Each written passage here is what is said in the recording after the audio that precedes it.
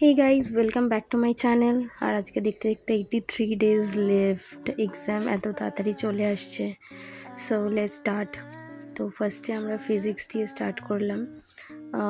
Gravitational, এটা এখানে স্যারের লেকচার থেকে করছিলাম। আর আমার বন্ধু চকলেট দিতে আমাকে কি দিয়েছে দেখুন গাইজ, আমাকে এরকম একটা প্রসাদের মতো টুকরো দিয়েছে, সেটা নিয়ে হাসাহাসি করছিলাম।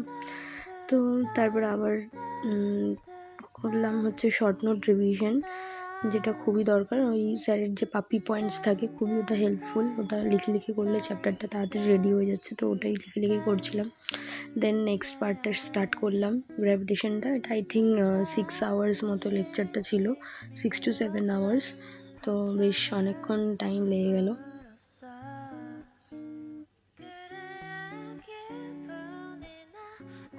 তো ছোট্ট করে একটা পাওয়ার ন্যাপ নিয়ে আর লাঞ্চ করে স্টার্ট করলাম বায়োলজি এনসিইআরটি রিডিং। তো এইবারে টেস্টে বডি ফ্লুইড অ্যান্ড সার্কুলেশন আসবে। তো তারপরে আমরা একটু পাশের লাইব্রেরির পাশে একটা মন্দির আছে, সেখানে গিয়েছিলাম, খুবই সুন্দর। তো মন্দিরটা একটু ঘুরে ঘুরে দেখলাম, খুবই ভালো লাগলো। তার পাশেও একটা রাধা মাধবের মন্দির আছে, সেটাও খুব সুন্দর, সেখানটাও আমরা ঘুরলাম।